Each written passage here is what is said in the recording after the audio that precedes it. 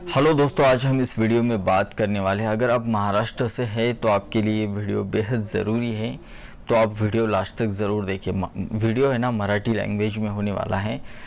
तो यहाँ पर मुख्यमंत्री माझी लाडकी बहीण या योजने के बारे में पूरी बात करने वाले हैं। तो यहाँ पर सदर योजनेत अर्ज करण्याची मुदत 1 जुलै 2024 ते 15 जुलै 2024 पर्यंत ठेवण्यात आली होती। या मर्यादेत सुधारणा करण्यात येत असून आता सदर मुदत 2 महिने ठेवण्यात येत असून दिनांक 31 ऑगस्ट 2024 पर्यंत लाभार्थी महिलांना अर्ज करता येईल। 1 जुलैपासून 31 ऑगस्ट पर्यंत लाभार्थी फॉर्म भरू शकतात। माझी लाडकी बहीण योजनेसाठी अगोदर 15 दिवसाची वेळ होती, आता 2 महिन्याची वेळ कालावधी भेटलेली आहे। हे सर्वात मोठी बातमी। दुसऱ्या नंबरवर येते या योजनेच्या पात्रतेमध्ये अधिवास प्रमाणपत्र आवश्यक असल्याचे नमूद।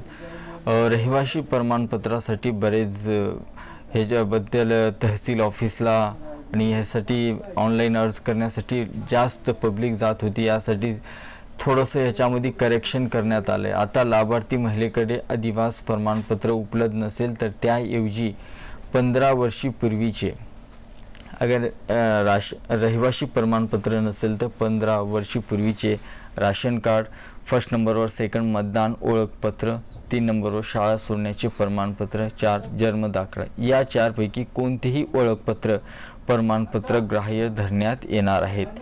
म्हणजे आपल्याकडे रहिवासी नसेल तर राशन कार्ड, मतदान कार्ड, शाळा सोडण्याचं प्रमाणपत्र हे 15 वर्षी अगोदरचे अपलोड करायचं आहे, तर आपलं रहिवासी नसेल तरी फॉर्म अपलोड होऊन जाईल।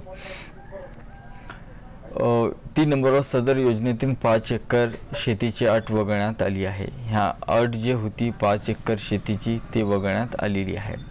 4 नंबर सदर योजनेत लाभार्थी महिलांना वयोगट 21 ते 60 होतं, ते 21 ते 65 करण्यात आले। याबद्दल जे 60च्या वरी वय आहे ते महिला भी यामध्ये फॉर्म भरू शकतात आणि लाभार्थी होऊ शकतात।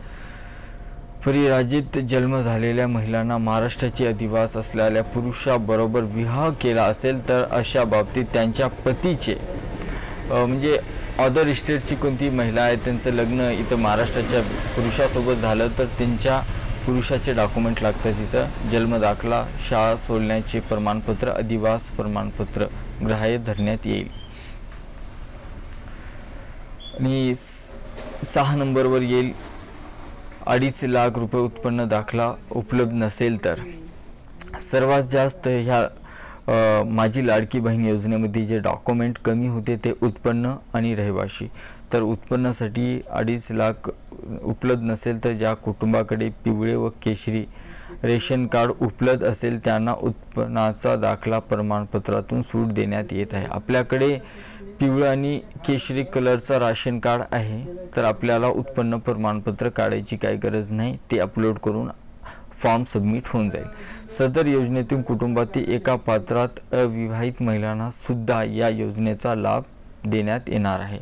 21 वर्षाचं वय जास्त महिलांचं आहे, त्यांचं लग्न झालेले नाही, अविवाहित आहे, तरी त्यांना हे फॉर्म भरता येईल आणि ह्याचा लाभ त्यांना भेटेल। आणि हे फॉर्म भरायचं कसं आणि हे ॲप्लिकेशन आहे, इथून बी भरू शकता।